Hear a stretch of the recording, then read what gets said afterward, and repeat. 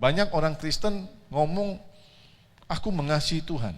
Dalam pujian, aku mengasihi Tuhan. Ngomongnya mengasihi Tuhan. Nah, kalau kita mengasihi Tuhan, Tuhan mau lihat buktinya apa. Bentuknya seperti apa dari kasih kita kepada Tuhan. Dan itu menjadi ciri khas, the way of life, menjadi gaya hidup kita kalau kita mengasihi Tuhan. Kelihatan kok. Seperti saya suka bilang, firman Tuhan berkata, pohon itu kelihatan dari buahnya. Tidak ada pohon yang baik menghasilkan buah yang buruk, atau pohon yang buruk menghasilkan buah yang baik. Pohon yang baik menghasilkan buah yang baik. Pohon yang buruk menghasilkan buah yang buruk. Orang Kristen yang mengasihi Tuhan kelihatan dari gaya hidupnya. Cara bicaranya, ya, cara berpikir, cara hidupnya, tindakannya, ya responnya. Kelihatan saudara, dia cinta Tuhan atau enggak. Cara melayani, cara beribadah, kelihatan kok orang itu betul mengasihi Tuhan atau enggak. Dia enggak harus jadi hamba Tuhan, artinya enggak harus jadi pendeta. Tapi setiap orang Kristen mengasihi Tuhan atau enggak, kelihatan dari gaya hidupnya. Dia mengasihi atau enggak. Amin. Nah, saudara yang dikasihi Tuhan, minggu lalu kita udah belajar. Kalau kita mengasihi Tuhan, wujudnya apa? Bentuknya apa? Ada 4 saudara. Minggu lalu, bayangin, satu sesi aja baru 1 poin.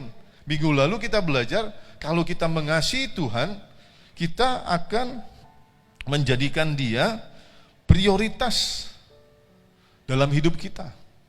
Yang utama dan terutama. Kita akan mengasihi Tuhan dengan segenap hati, segenap jiwa, segenap kekuatan, segenap akal budi kita. Betul-betul mengasihi Tuhan, bukan setengah-setengah mengasihi Tuhan. Itulah wujud pertama, bentuk pertama, bukti pertama kita mengasihi Tuhan. Kita mengasihi Tuhan dengan segenap hati, jiwa, akal budi, segenap kekuatan, segenap hidup kita mengasihi Tuhan. Dan dengan demikian kita akan menjadikan Tuhan itu sebagai prioritas. Yang lain nomor 2, nomor 3. Tuhan nomor 1. Kelihatan saudara. Kelihatan. Ketika diperhadapkan Tuhan apa uang? Tuhan dulu. Tuhan apa pekerjaan? Tuhan dulu. Tuhan atau yang lain-lain hobi? Tuhan dulu. Nah disitulah Tuhan melihat bahwa kita betul mengasihi Tuhan. Pak, gak mungkin. Ya karena kita gak pernah coba. Tapi coba dong. Pasti kita bisa. Saya sering kali ajarkan dari mimbar. Waktu kita berkomitmen berkata, Tuhan aku mau sungguh-sungguh mengasihi Engkau dengan segenap hatiku, jiwaku, akal budiku, kekuatan, segenap hidupku. Aku mau sungguh-sungguh. Dan ketika kita diperhadapkan Tuhan atau uang atau pekerjaan atau yang lain, ketika kita memilih Tuhan, Tuhan kasih kemampuan buat kita. Pasti saudara. Saya sering bilang sama saudara, sama kok kita hidup, saya makan nasi. Saya juga hidup di dunia, kita punya banyak pergumulan dalam hidup ini. Kita banyak juga mengalami beban, mengalami tantangan.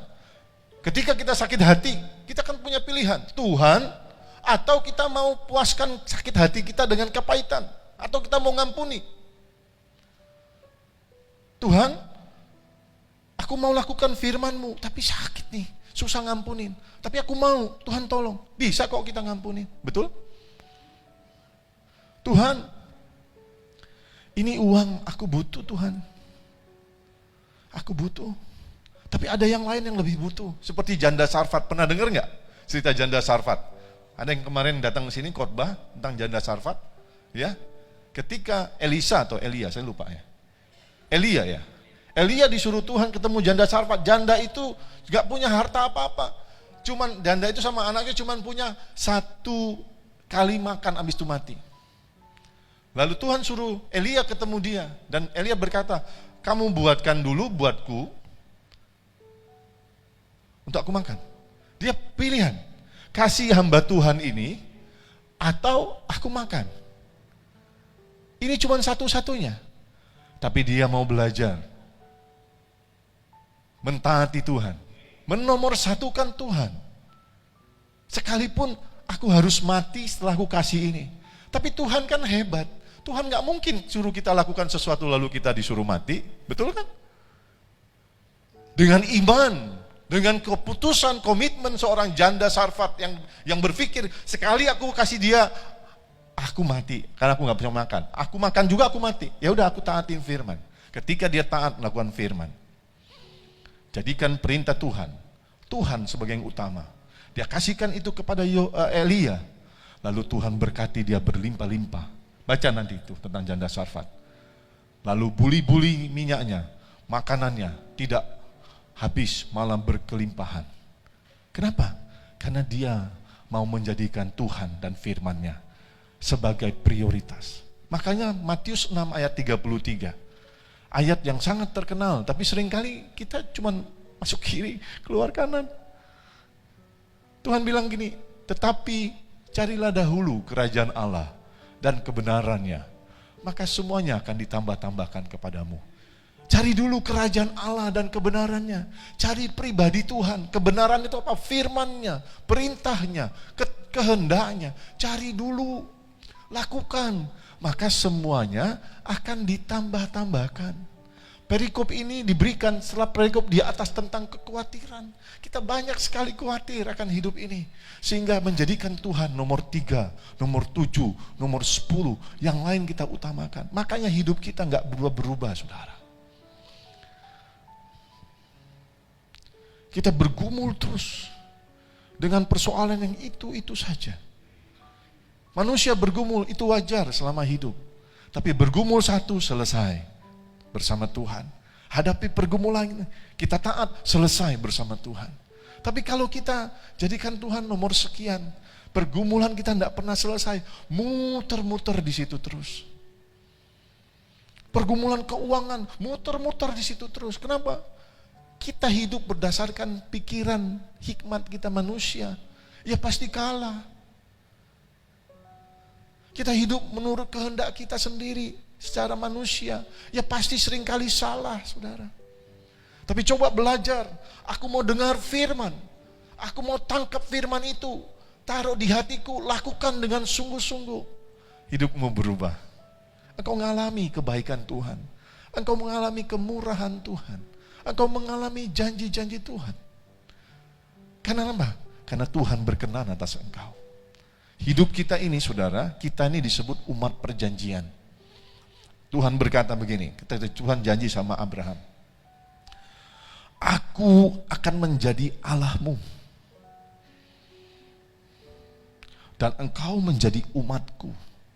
Ketika Tuhan bilang, aku ini akan menjadi Allahmu, berarti Tuhan tuh mau tanggung jawab atas hidup kita.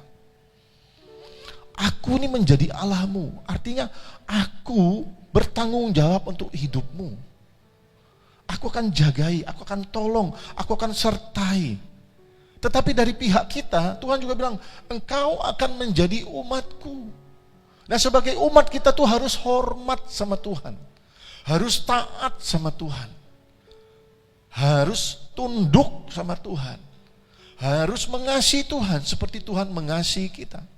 Ketika perjanjian ini Tuhan pasti lakukan dan kita juga melakukannya. Apa yang masuk dalam perjanjian itu, yaitu segala berkat-berkat surgawi itu, pasti otomatis, katakan otomatis, terjadi dalam hidup kita. Toh perjanjian itu jika dilakukan dua pihak. Kalau satu pihak maka isi perjanjian itu tidak berlaku. Tuhan sudah lakukan bagian dia dan selalu akan lakukan. Selama kita juga mau melakukan bagian kita sebagai umat yang mengasihi Tuhan, mentaati Tuhan, menghormati Tuhan, maka isi perjanjian itu akan berlaku. Nah, itulah yang menjadi visi gereja kita. Dalam Kejadian 12 ayat 2 dan 4, janji Tuhan kepada Abraham, itu menjadi visi gereja kita. Aku akan membuat engkau menjadi sangat banyak, seperti bintang di langit, pasir di laut. Aku akan memberkati engkau, kata Tuhan. Aku akan memberkati orang-orang yang memberkati engkau, mengutuk orang-orang yang mengutuk engkau. Dan oleh keturunanmu semua bangsa akan diberkati. Itu bicara tentang berkat, bicara tentang promosi, bicara tentang pelipat gandaan, bicara tentang pembelaan dari Tuhan, perlindungan dari Tuhan. Itu akan terjadi kalau kita lakukan bagian kita. Nah, banyak orang Kristen, mohon maaf, kalau itu saudara jangan marah sama saya. Firman ini kalau untuk saudara, oh itu saya seringkali ingkar janji sama Tuhan. Saya cuma mikirin berkat aja. Gak pernah mikirin bagaimana hidup saya ini berkenan enggak di hadapan Tuhan. Kalau itu saudara, bertobat saudara. Supaya hidup saudara berubah. Ngalami janji-janji Tuhan. Penuh sukacita, penuh pengharapan, penuh pengurapan. Sekalipun berbeban saudara. Amin. Ya. Nah, wujud kasih kita adalah mengasihi Tuhan dengan segenap hati, segenap jiwa, kekuatan, akal budi, segenap hidup kita. Menjadikan dia prioritas. Kita akan diperhadapkan kepada pilihan-pilihan, Tuhan atau uang, Tuhan atau pekerjaan, Tuhan atau hobi, Tuhan atau. Dan selalu ingat, aku pilih Tuhan. Katakan, aku pilih Tuhan. Aku pilih Tuhan. Itu yang Tuhan mau. Ini Bapak Ibu yang pernah nikah nih pasti nih. Bapaknya bilang, mungkin panggil nama dulu ya. Sayang, aku cinta padamu. Yang cewek bilang, buktiin dong. Gitu kan? I love you my darling. Yang cewek bilang gini, ngomong aja. Aku cinta sama kamu. Belum terbukti, buktiin dong. Nah, kita aja minta bukti. Kalau ada orang yang bilang cinta sama kita. Betul toh? Tuhan apa lagi? Sama manusia kita mungkin bisa bohong. I love you, buktiin dong. Sama Tuhan enggak bisa bohong. Tuhan tahu kedalaman hati kita. Tuhan lihat hidup kita. Tuhan lihat cara kita hidup, cara kita berbuat, cara kita kerja, cara kita melayani, cara kita hidup Tuhan. Tuhan tahu. Karena itu mari kita berusaha untuk menjadikan Tuhan itu prioritas. Dan kita nggak mungkin jadikan Tuhan prioritas kalau kita nggak betul-betul mengasihi Tuhan. Seperti saya cerita minggu lalu tentang mama mertua. Nggak mungkin dia menjadikan papa mertua saya itu fokus hidupnya. Dia tinggalin semua kegiatannya, dia nggak keluar rumah, hanya merawat suaminya yang sedang sakit kalau dia nggak cinta. Karena dia mengasihi. Itu saya di awal saya bilang gini, kasih itu punya kekuatan yang besar. Kalau kita betul-betul mengasihi Tuhan, bisa kok kita jadikan dia yang utama dan terutama. Amin. Amin. Ada banyak hamba Tuhan, ada banyak orang percaya, rela lakukan apapun untuk menunjukkan cintanya kepada Tuhan. Maaf ngomong ya, saya sedikit menyindir saudara. Ada orang Kristen, hari Minggu harus ibadah, gerimis dikit, gak jadi ke gereja deh. Bayangin, yang kayak gini katanya cinta sama Tuhan. Kalau orang Jakarta bilang, pret, gitu loh. Di gereja, ku mengasihimu, Yesus kaulah perlindungan bagiku. Pret. Saudara, orang mengasihi Tuhan cuman karena gerimis, gak mau ke gereja. Gerimis, gak mau cari Tuhan, ibadah. Katanya mengasihi Tuhan. Kan nggak nyambung. Betul nggak? Saudara, maaf ngomong yang terlambat ya. Kalau saudara mengasihi Tuhan, saudara nggak mungkin terlambat ke gereja. Pasti saudara kangen mau ketemu Tuhan, menghormati Tuhan. 5 menit sebelum ibadah udah di gereja dengan hati berkobar-kobar mengasihi Tuhan. Oke, itu yang pertama. Itu minggu lalu saya review lagi. Nah, mari lihat yang kedua. Ya, ini tentang kasih ya. Kasih itu sabar, murah hati, tidak cemburu dan segala sesuatu. Kasih tidak berkesudahan. Ini kasih kepada Tuhan dan sesama. Ini sudah dilakukan oleh Tuhan kepada kita. Yesus membuktikan kasihnya kepada kita. Saudara bisa cermati satu-satu. Nah, Yesus ketika dia disalib, inilah penjabaran kasih itu. Kasih itu tidak berkesudahan. Kasih Tuhan itu tidak berhenti ketika dia disalib. Tapi dia mati, dia bangkit, dan kasih Tuhan sekarang, dulu, sekarang, dan selamanya. Dan kita pun perlu mencontoh dari Tuhan Yesus. Karena dia adalah guru kita yang sempurna. Dia teladan kita yang sempurna. Dalam hal kasih, kita belajar dari Tuhan Yesus bagaimana mengasihi. Amin. Bagaimana dia mengasihi Bapa. Bagaimana dia menghormati, mentaati Bapa. Kita perlu belajar dari Tuhan Yesus. Kenapa?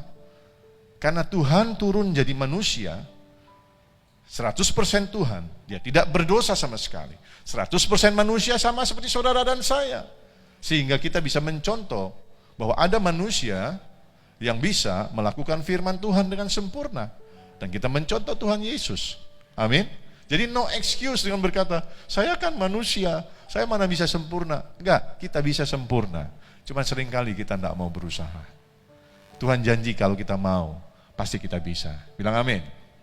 Nah, saudara, kita lanjut. Ini yang tadi, sekarang kita lihat yang kedua. Ya, kita lihat yang kedua.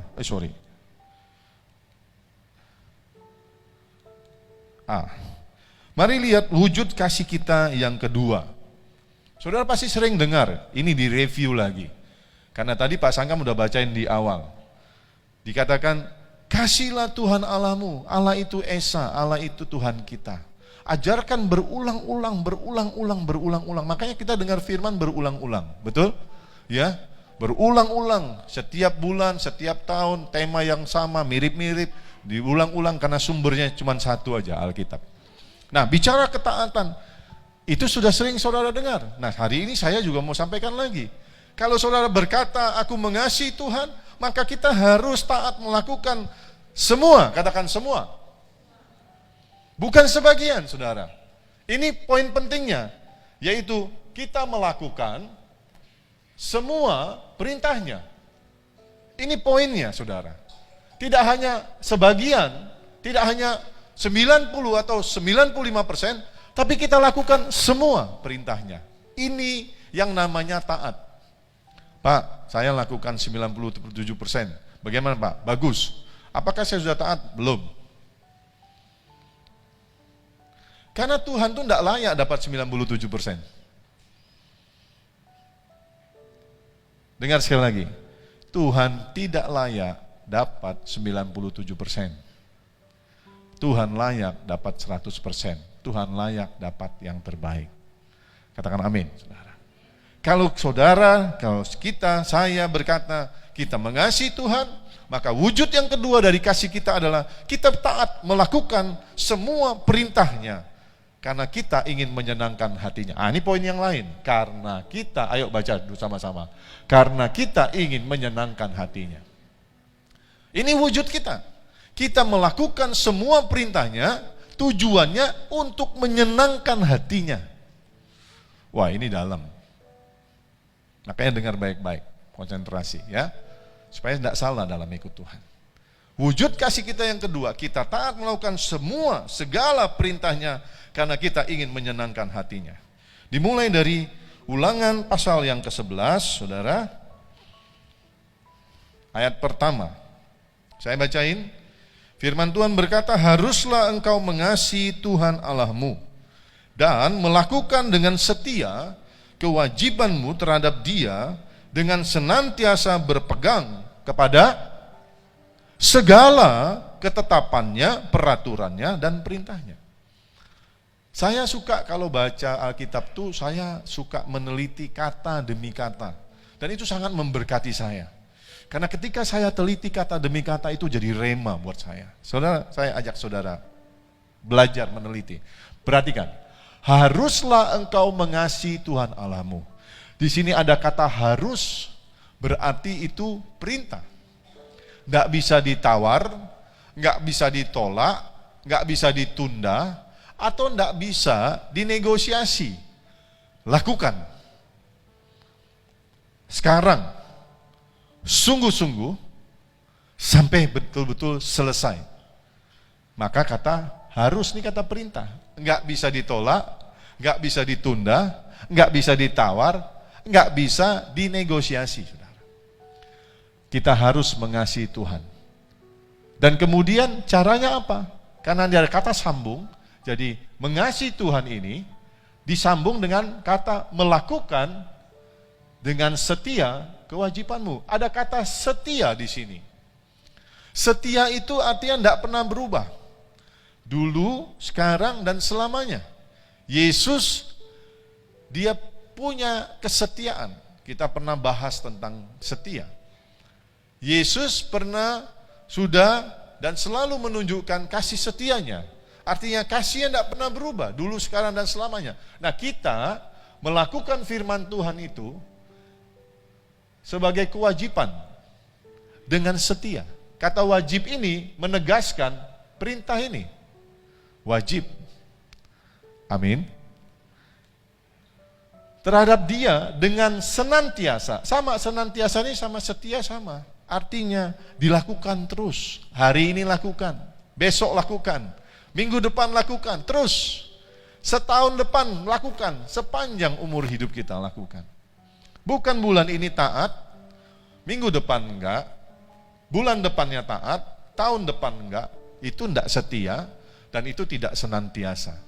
Tapi Tuhan mau selalu, senantiasa, setia, dengar firman dan melakukannya. Susah Pak? Enggak.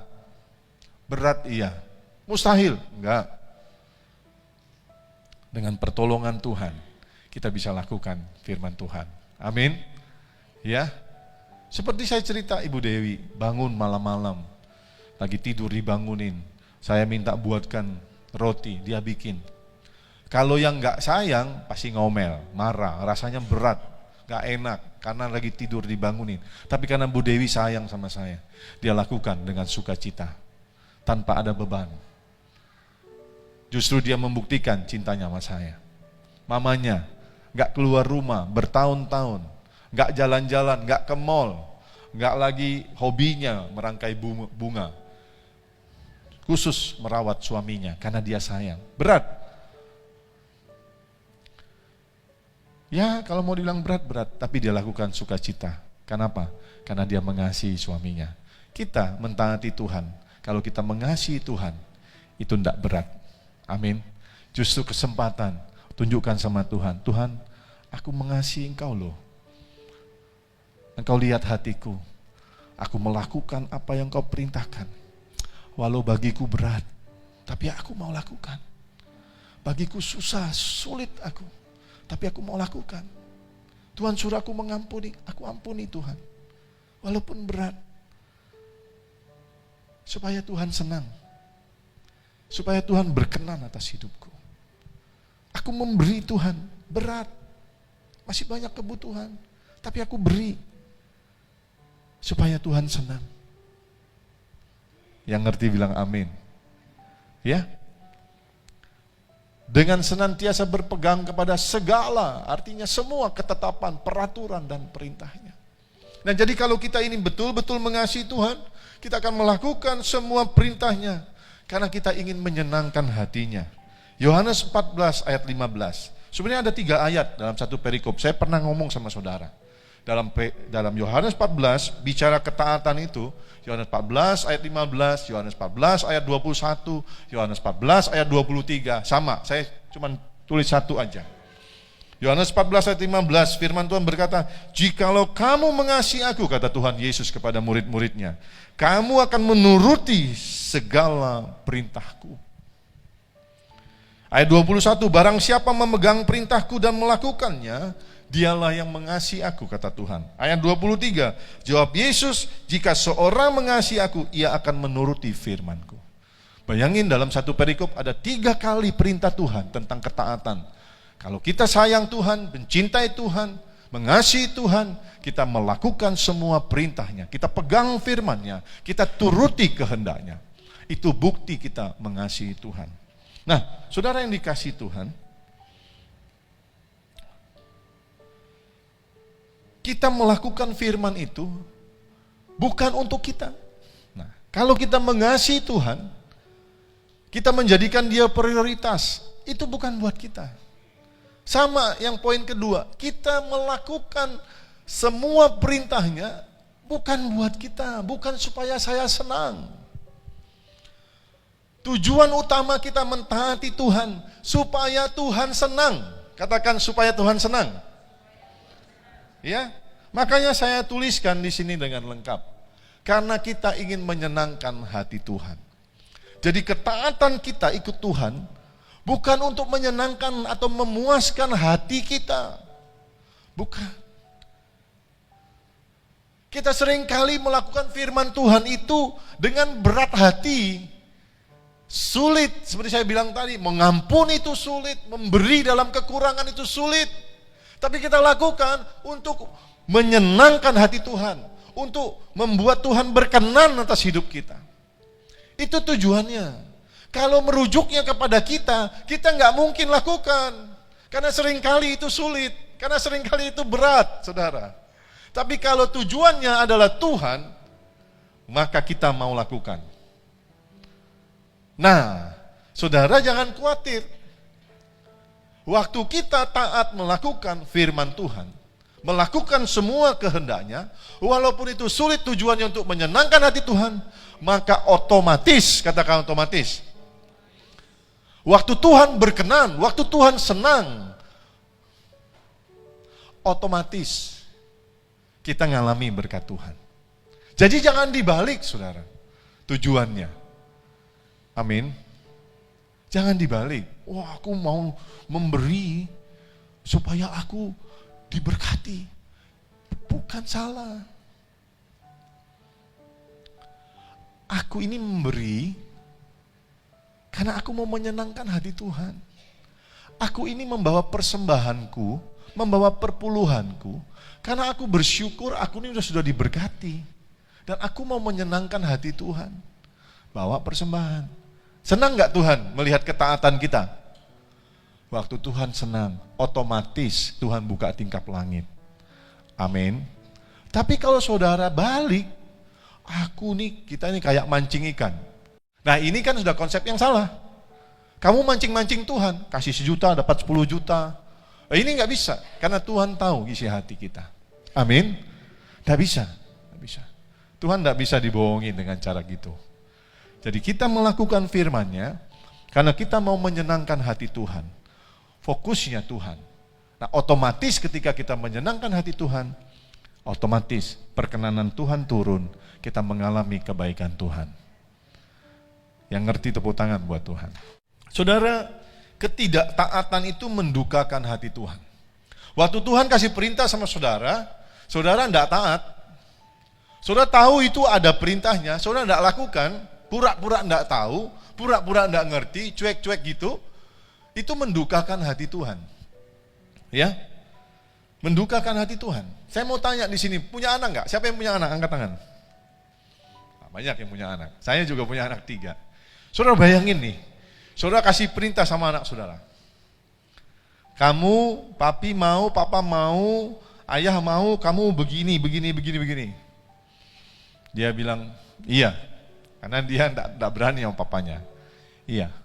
Tapi dia tidak lakukan. Gimana perasaannya?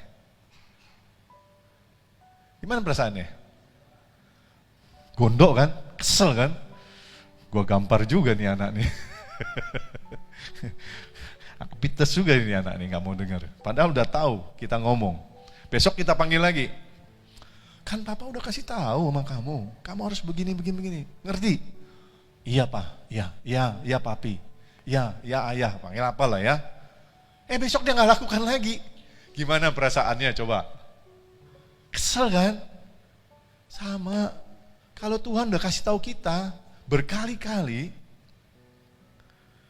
lalu kita nggak lakukan, itu mendukakan hati Tuhan. Benar nggak? Tapi kalau anak kita ini, kita kasih tahu kamu harus begini begitu, dia bilang iya pak, dan dia lakukan. Kita nggak tahan mau kasih yang lebih buat dia, betul? Apa yang kita mau ada, kita mau kasih lebih, karena ini anak baik. Taat dia, manut dia, tunduk, lakukan apa yang kita mau. Begitu kan sama Tuhan? Benar nggak? Begitu kan? Nah kita ini seringkali pura-pura nggak tahu. Makanya kalau ada firman, dengar, lakukan. Saya sering bilang kan, angkat tangannya, coba angkat tangan kanannya. Semua, angkat tangan kan. Ini yang saya ajarkan sebagai gembala saudara. Kalau saudara dengar firman, dengar aturan, ketetapan, peraturan, kehendak, perintah Tuhan. Bilang begini, dengar, lakukan. Dengar, lakukan. Dengar, lakukan. Tepuk tangan buat Tuhan. Seringkali nggak ngerti, seringkali merasa susah. Lakukan aja, Tuhan pasti tolong. Lakukan aja, saudara akan ngerti, saudara. Dan itulah tanda kita mengasihi Tuhan. Waktu kita tidak taat, kita mendukakan hati Tuhan. Sebaliknya, waktu kita taat itu menyenangkan hatinya. Dan waktu Tuhan disenangkan, maka perkenanannya turun atas kita. Ketaatan itu menunjukkan bahwa kita menghormati Tuhan. Waktu kita taat itu artinya kita menghormati Tuhan. Kita menghargai Tuhan. Kita tunduk kepadanya. Kita mengasihi Tuhan. Kita tidak ingin mengecewakan dia. Sebaliknya kalau kita dengar firman dan kita tidak lakukan, kita itu tidak hormat, kita tidak taat. Kita mengecewakan, kita mendukakan hati Tuhan, saudara. Sama seperti kita dengan anak kita tadi. Tuhan gak mungkin benci. Karena kita anak yang dikasihinya, dia rela mati buat kita. Dia gak mungkin benci kita. Tapi kita seringkali mendukakan hati Tuhan dengan ketidaktaatan kita. Ada satu hal penting saya mau bilang sama saudara.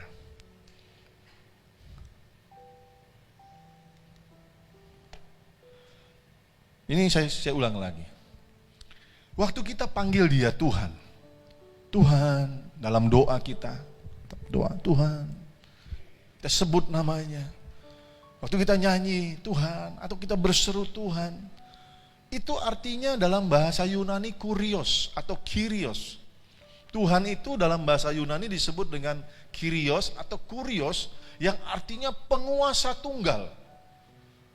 Dalam bahasa Inggris disebut dengan God, Yahweh, Master. Master itu Tuan. Ya betul, dia Tuan, kita hamba. Dia Tuhan, kita umatnya. Dia Bapa, kita anak-anaknya. Nah, waktu kita panggil dia Tuhan, itu artinya kita sedang mengakui bahwa dia penguasa tunggal hidup kita. Dialah Tuan kita yang harus kita taati, karena kita nih hambanya.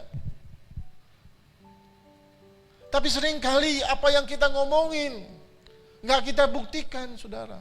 Kita panggil dia sebagai Tuhan, sebagai Tuan, sebagai penguasa tunggal. Tapi kita nggak hormat sama Tuhan. Kita nggak tunduk, kita nggak menghargai dia, kita nggak mengasihi dia. Dia suruh apa, kita cuek aja. Kita pura-pura nggak tahu, kita pura-pura nggak dengar, pura-pura lupa. Dan ini mendukakan hati Tuhan. Saudara ingat ya, kita memuji Tuhan itu dengan segenap hati, angkat tangan. Kita panggil dia Tuhan. Kita harus buktikan dalam hidup kita bahwa kita betul-betul menjadikan dia Tuhan, penguasa tunggal. Dia Tuan, Master kita, our Master.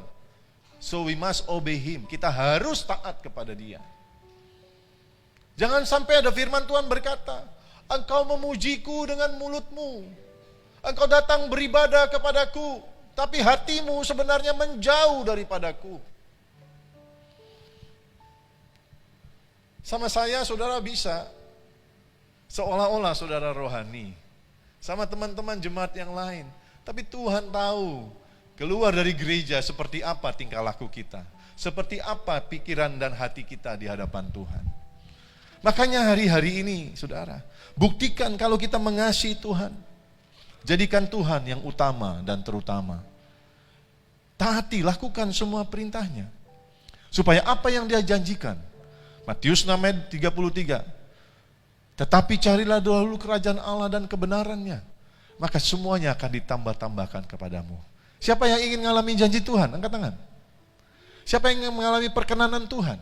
Mengalami mujizat Tuhan? Mengalami kebaikan Tuhan? Senangkan hati Tuhan. Amin. Senangkan hati Tuhan. Maka semua janji itu akan turun atas hidup kita. Nah saudara yang dikasih Tuhan, firman Tuhan Matius 23 ayat 33. Ini keras saudara. Saya pernah bawain firman ini di sini. Temanya jangan seperti ahli Taurat dan orang Farisi. Tema awalnya saya udah bikin lalu diprotes sama istri saya. Karena terlalu keras, terlalu gimana gitu. Tema awalnya jangan munafik. Lalu ketika saya sharing sama istri saya, Bu Dewi bilang, gantilah judulnya. Kok keras sekali. Ya tapi isinya ya sama aja. Firman Tuhan nggak tutup-tutupi kok. Tuhan bilang begini, celakalah kamu, hai ahli-ahli Taurat dan orang-orang Farisi. Hai kamu orang-orang munafik, kata Tuhan. Sebab persepuluhan dari selasi, adas manis dan jintan kamu bayar. Tetapi yang terpenting dalam hukum Taurat kamu abaikan, yaitu keadilan dan belas kasihan dan kesetiaan. Nah yang saya garis bawah itu penting. Yang satu, ayo sama-sama kita baca. 2, 3. Yang satu harus dilakukan dan yang lain jangan diabaikan. Ini bicara tentang ketaatan 100%. Ini bicara tentang ketaatan melakukan segala perintah Tuhan. Ahli Taurat dan Farisi itu adalah orang-orang yang begitu kenal hukum Taurat. Mereka baca hukum Taurat. Mereka hafal hukum Taurat. Tapi Yesus bilang, kamu munafik. Kamu ngajarin orang tentang hukum Taurat, tentang firman Tuhan. Tapi kamu tidak melakukannya. Kamu menaruhkan beban itu kepada orang lain. Tapi kamu sendiri tidak mau menanggungnya. Kamu menuntut orang lain melakukan, tapi kamu sendiri tidak melakukan. Dan kamu munafik, kata Tuhan. Nah kita berapa banyak kita dengar firman Tuhan. Dan berapa banyak juga kita tidak melakukannya. Pura-pura tidak tahu. Kita abaikan seolah-olah Tuhan itu tidak ada. Seolah-olah Tuhan tidak melihat. Seolah-olah Tuhan tidak maha tahu. Padahal kita berkata, Dia maha besar. Dia maha tahu. Dia maha melihat.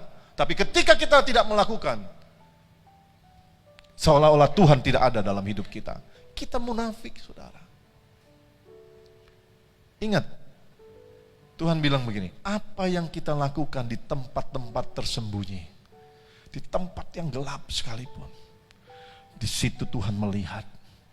Apa yang tersembunyi di pikiranmu, apa yang tersembunyi di hatimu yang paling dalam, Tuhan melihat. Semua terbuka di hadapan Tuhan. Nah karena itu saya sebagai gembala mengingatkan saudara. Yuk hidup terbuka di hadapan Tuhan. Tunjukkan sama Tuhan. Aku mengasihi engkau Tuhan. Tidak ada yang ditutupi. Kalau kita berdosa, minta maaf sama Tuhan. Kalau kita tidak sungguh-sungguh berubah. Mulai hari ini Tuhan, aku mau taat sama Tuhan. Supaya engkau senang, engkau berkenan atasku. Dan kita tahu waktu Tuhan disenangkan, kita ngalami kebaikan-kebaikan Tuhan. Amin. Nah saudara yang dikasih Tuhan, orang yang melakukan sebagian, atau yang pilih-pilih firman Tuhan untuk dilakukan, adalah orang yang cinta dirinya sendiri. Dia nggak cinta Tuhan. Oh ini boleh nih, gampang. Ini mudah ini enak nih lakukan. Oh ini jangan, ini nggak menguntungkan, ini berat. Dia nggak cinta Tuhan, yang begini-begini nggak cinta Tuhan. Dan sekali lagi saya mau bilang, kalau ada jemaat Tuhan di tempat ini yang kayak gini bertobat, saudara. Amin. Orang yang pilih-pilih firman Tuhan, oh ini enak, ini gak enak, ini enak. Dia cinta dirinya sendiri, dia gak cinta Tuhan.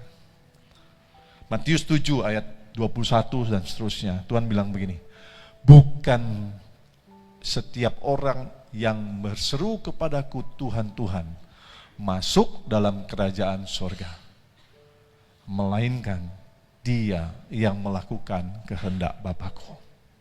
Saudara boleh nyanyi sekuat tenaga, jingkrak-jingkrak, angkat tangan, angkat kaki. Keluar dari tempat ini dalam hidup saudara hari-hari, tidak lakukan perintah Tuhan, tidak ada tempat di kerajaan sorga. Itu firman, bukan saya nakut-nakuti, itu firman, saudara. Saudara, mari mulai melihat bahwa hidup dalam kekekalan itu jauh, katakan jauh, jauh lebih penting, jauh lebih berharga daripada hidup di dunia yang sementara ini. Kita hidup paling 70 tahun kata Musa. Lewat dari situ bonus 80 tahun. Bahkan banyak orang yang meninggal sebelum umur 70.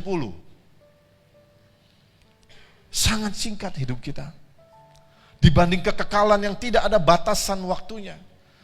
Kalau saudara tidak persiapkan hidup saudara benar di hadapan Tuhan hari-hari ini, tidak ada penyesalan di sana. Mari berjuang. Siapapun saudara, pengusaha, karyawan, siapapun saudara, tua muda, mari berjuang. Mari kerjakan keselamatan, tiket yang sudah Tuhan berikan melalui pengorbanan dari kayu salib. Dia sudah ampuni kita, dia sudah tebus dosa kita. Kita diberikan hidup yang kekal. Hidup yang kekal ini harus kita kerjakan dengan sungguh-sungguh. Waktu Tuhan panggil, kita masuk surga. Amin. Amin. Saya kemarin melayat ke rumah Pak Jamer, gak sampai 70 kakak perempuannya. Tuh kan? Musa bilang 70, 80 bonus. Banyak yang di bawah itu. Bukan soal umur berapa kita dipanggil Tuhan, bukan. Persoalannya sudah siap belum untuk hidup benar di hadapan Tuhan. Dari mimbar ini terus saudara dipersiapkan, diingatkan. Ayo siapkan dirimu, sungguh-sungguh ikut Tuhan. Apapun keadaanmu, jangan keadaanmu membuat engkau tidak taat sama Tuhan. Jangan keadaanmu membuat engkau jauh dari Tuhan. Jangan keadaanmu membuat engkau tidak melakukan kehendaknya. Ayo siap-siap. Bisa saja besok giliran saudara dan saya dipanggil. Gak masalah. Yang penting kita udah siap. Bilang amin. Saudara yang dikasih Tuhan, itu nomor 2. Ya, nomor 1, jadikan Tuhan prioritas. Yang utama dan terutama, kasih dia dengan segenap hati. Yang kedua, taati dia. Lakukan segala perintahnya. Yang ketiga, ini udah sering. Kalau kita mengasihi Tuhan, maka buktinya, ya, wujudnya, atau ciri-ciri orang yang mengasihi Tuhan adalah kita selalu pasti ingin dekat dengan Tuhan. Ingin dekat. Dekat, katakan dekat. Saya sangat mengasihi istri saya. Kalau istri saya jauh dari saya, pasti saya cari. Mana mami? Rumah kami 2 tingkat. Kadang Bu Dewi di bawah, saya di atas. Kalau saya turun, pasti saya cari. Mana lah istri saya? Saya suka kali bersama istri saya. Kerja, saya ajak, makan. Pokoknya kami hampir sama-sama berdua. Teman-teman saya udah tahu. Ya yang gak sama-sama ya bukan berarti gak sayang. Karena mungkin ada faktor keadaan, kerja, dan sebagainya. Tapi saya sama istri, saya selalu bersama-sama. Nah kita sama Tuhan begitu saudara. Kalau saya di luar kota, kami selalu janjian. Malam jam 9 saya pasti harus telepon istri saya. Itu wajib. Tapi prakteknya lebih dari itu. Sering hari-hari, dalam 1 hari 3-4 kali hubungi istri, ngobrol dan sebagainya. Kadang habis saya gym mau pulang ke rumah, saya pun telepon ngobrol saudara. Padahal di rumah bisa ngobrol. Kenapa? Saya sayang sama istri saya, cinta. Nah kalau kita sayang sama Tuhan, tentu kita ingin dekat sama Tuhan. Amin? Ya? Pasti kan? Ingin selalu dekat sama Tuhan. Ingin selalu bersama Tuhan. Seperti saya bilang kemarin, ada lagunya. Mau makan, ingat kamu. Mau tidur, ingat kamu. Lagi mandi, ingat kamu. Lagi kerja, ingat kamu. Selalu ingat dan selalu rindu untuk sama-sama. Untuk ketemu, ngobrol, cerita-cerita. Bahkan kadang-kadang diam-diaman aja, itu menyenangkan kalau dengan orang yang kita sayang. Betul nggak? Sama-sama nonton TV, dia di samping. Sama-sama diam-diam nih. Tapi kan seneng gitu loh. Di samping kita ada orang yang kita sayangi. Nah sama Tuhan kan begitu. Makanya orang yang cinta Tuhan kelihatan dari gaya hidupnya. Dia suka berdoa. Dia suka baca firman. Dia suka ibadah. Dia suka memuji Tuhan. Dia suka menyembah Tuhan. Kelihatan saudara. Saudara, kalau kita mengasihi Tuhan, pasti kita ingin dekat sama Tuhan. Daud menuliskan, sebab lebih baik 1 hari di pelataranmu daripada 1000 hari di tempat lain. Lebih baik berdiri di ambang pintu rumah Allahku daripada diam di kemah-kemah orang fasik. Daud tulis, bagaimana Daud merindukan Tuhan. Daud berkata lebih baik 1 hari di pelataranmu, artinya di hadiratmu, dekat dengan Tuhan, daripada 1000 hari di tempat lain. Daud mengungkapkan cintanya. Makanya Daud itu disebut orang yang berkenan. Kenapa? Daud itu juga sayang sama Tuhan. Dia suka sekali bermazmur, dia suka menyembah, dia suka beribadah, dia suka dekat sama Tuhan. Dan itu menyenangkan hati Tuhan, sehingga Tuhan katakan, aku sudah ketemu orang yang berkenan di hatiku, Daud. Saudara mau berkenan di hati Tuhan? Banyak dekat sama Tuhan. Banyak bersekutu sama Tuhan. Seperti Maria yang duduk di kaki Tuhan. Dengerin Tuhan ngomong. Duduk di kaki Tuhan. Marta sibuk bekerja. Maria di kaki Tuhan. Bukan berarti Maria malas. Bukan. Tapi Maria tahu yang terbaik. Makanya Tuhan bilang sama Marta, Marta, Marta, engkau merepotkan dirimu dengan berbagai hal. Tapi Maria dia dapatkan yang terbaik. Dia punya hati yang rindu Tuhan. Dia punya hati yang menyembah Tuhan. Waktu kita menjadi pribadi yang suka dekat Tuhan, memuji, menyembah, ngobrol, diam dalam hadirat Tuhan, itu menyenangkan hati Tuhan. Dan itu yang terbaik kata Tuhan. Pak Sanggam, ambil mic-nya Pak Sanggam. Nyanyi satu lagu yuk. Beriku hati. Ya. Yuk nyanyi sama-sama ya. Ini lagunya bagus sekali. Minta sama Tuhan. Angkat tangan saudara.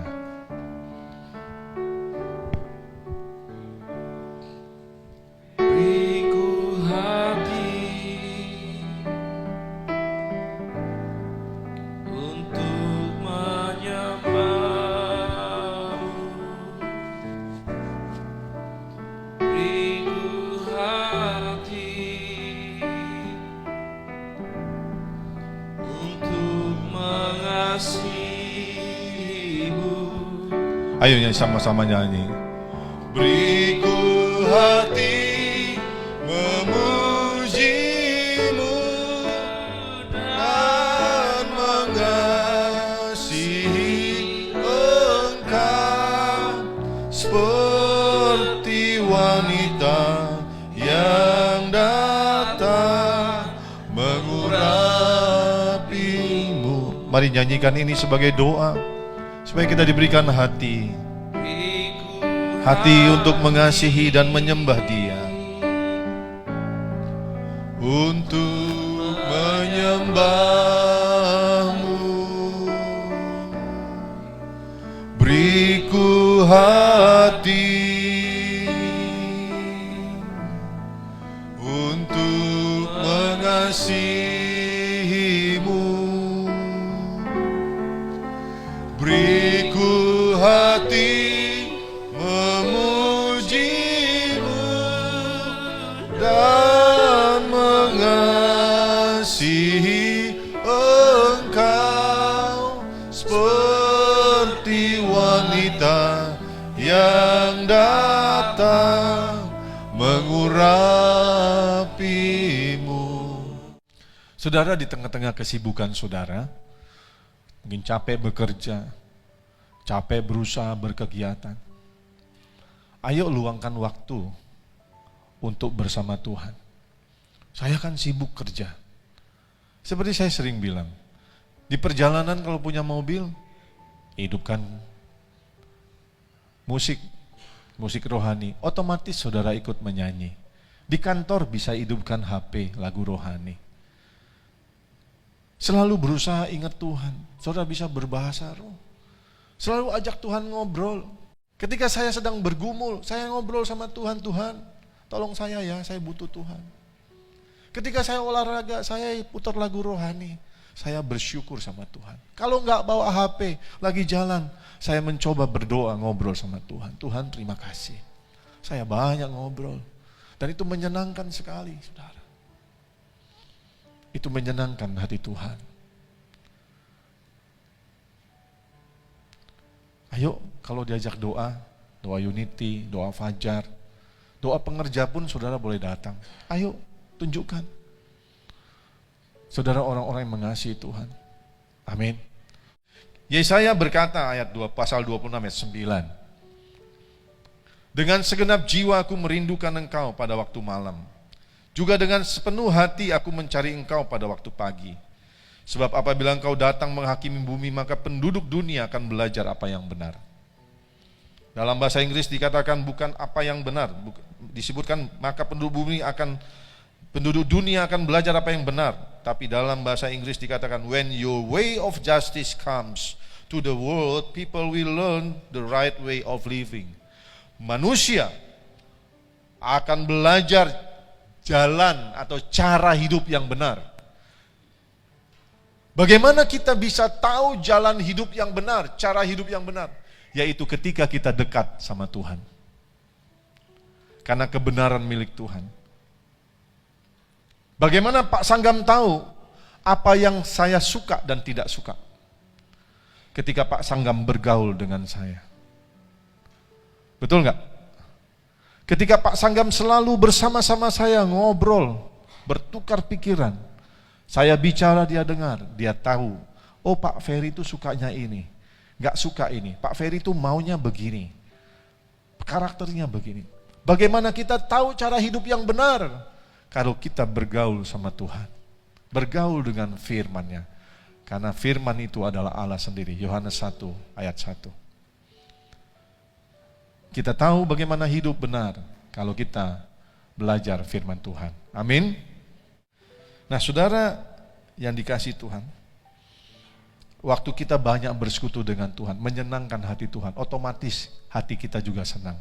Orang yang banyak bersekutu sama Tuhan itu kelihatan mukanya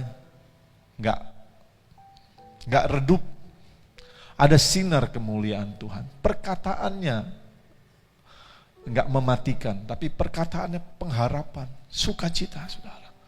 Semangatnya beda kalau orang dekat Tuhan. Amin. Baik, kita lanjut yang terakhir ya. Ini terakhir, saya harus selesaikan ini. Nah, saudara yang dikasih Tuhan, wujud kasih kita yang keempat, kalau kita betul-betul mengasihi Tuhan, yaitu kita mengasihi sesama kita.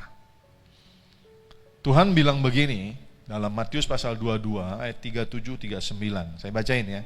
Jawab Yesus kepadanya, "Kasihilah Tuhan Allahmu dengan segenap hatimu dan dengan segenap jiwamu dan dengan segenap akal budimu. Itulah hukum yang terutama dan yang pertama.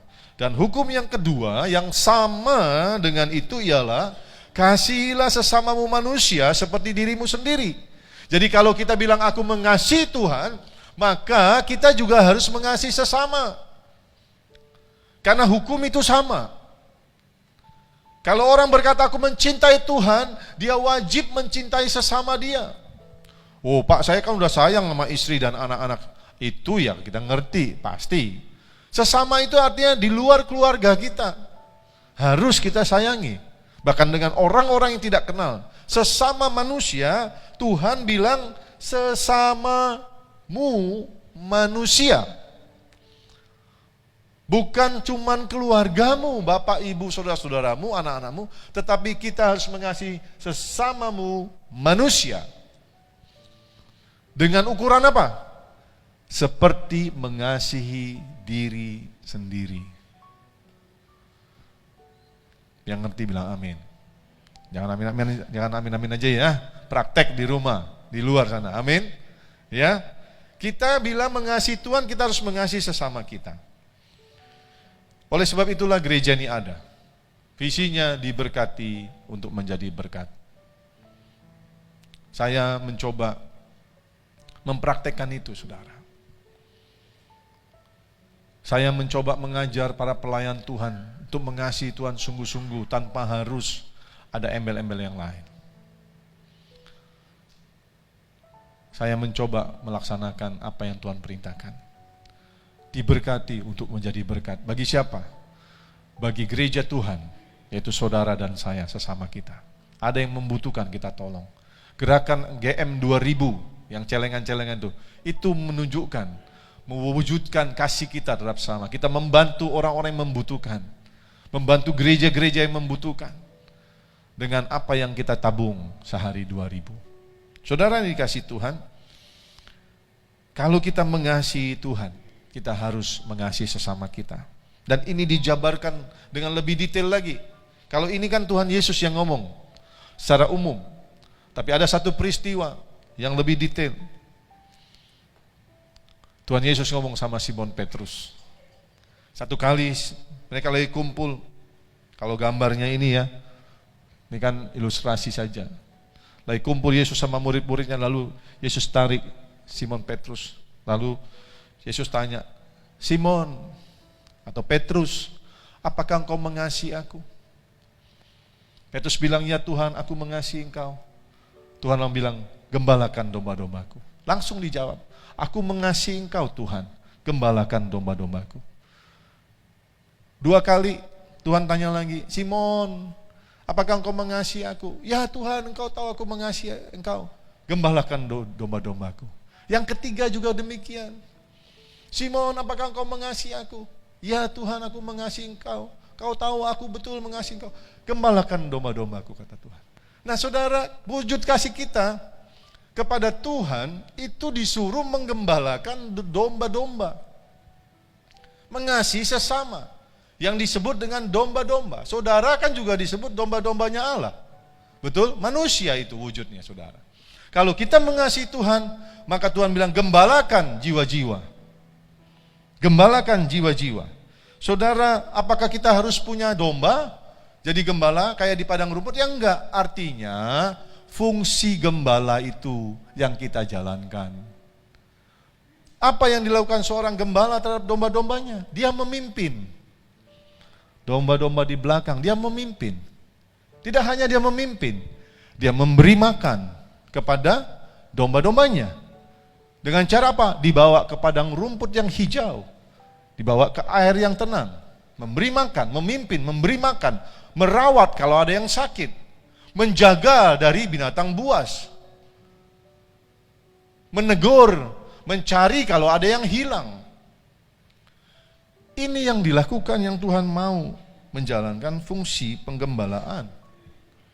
Saya mau tanya sama saudara, kalau saudara mengasihi Tuhan, kalau saya tanya mengasihi Tuhan enggak?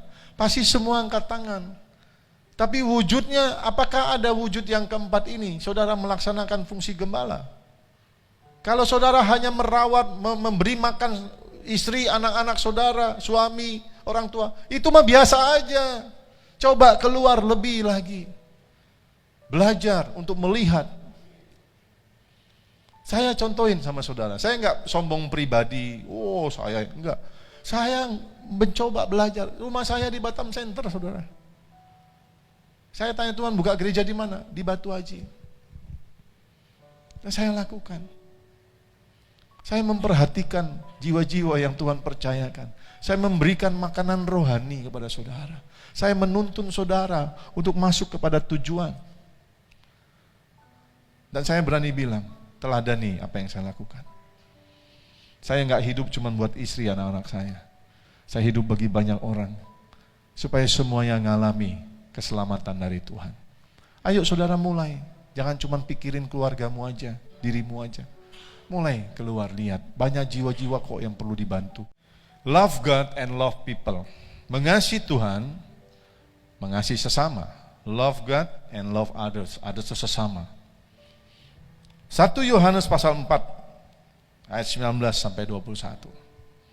Kita mengasihi karena Allah terlebih dahulu mengasihi kita. Jikalau seorang berkata aku mengasihi Allah dan ia membenci saudaranya, maka ia adalah pendusta. Kata benci di sini tidak hanya aku benci, aku nggak suka sama kamu, bukan itu. Bisa itu, tapi dalam penjabarannya bisa artinya gini, barang siapa berkata dia mengasihi Tuhan, tapi dia tidak peduli kepada saudara yang membutuhkan. Barang siapa berkata dia mencintai Tuhan, dia tidak peduli kepada saudaranya sedang membutuhkan pertolongan, yang sedang sakit, yang menderita, yang sedang membutuhkan uluran tangan, dia pendusta kata Tuhan. Jadi saudara, maaf saya ngomong, saudara jangan berkata aku cinta Tuhan, yang di depan mata saudara nggak mau bantu. Tuhan bilang pendusta, munafik kata Tuhan. Dan saya berdoa tidak ada jemaat di sini pendusta atau munafik. Kalau kita berkata kita mengasihi Tuhan, kita buktikan cinta kita kepada Tuhan dengan mencintai sesama. Katakan amin, saudara.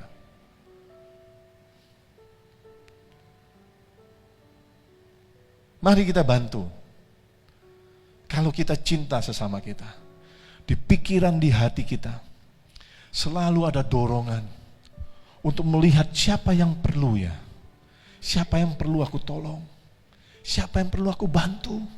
Siapa yang perlu aku hibur. Kadang-kadang bantuan itu tidak cuma berupa materi atau barang. Bisa dengan doa kita. Bisa dengan kedatangan kita memberikan penghiburan.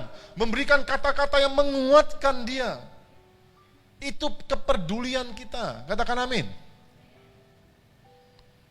Tapi kalau kita cuma mikirin diri sendiri, udah deh, kita harus bertobat. Jangan jadi pendusta, jangan munafik. Tuhan tidak suka. Amin. Lakukan sesuatu yang menyenangkan hati Tuhan. Statement terakhir saya. Waktu kita betul-betul mengasihi Tuhan. Perhatikan. Waktu kita betul-betul mengasihi Tuhan, kita melakukan segala sesuatu tanpa beban. Waktu kita betul-betul mengasihi Tuhan, kita melakukan sesuatu dengan sukacita. Waktu kita mengasihi Tuhan, betul-betul mengasihi Tuhan, kita melakukan segala sesuatu untuk Tuhan, untuk manusia, kita mentaati, kita melayani Tuhan, kita memberi. Itu kita lakukan sebagai satu kehormatan, dikasih kesempatan menyenangkan hati Tuhan.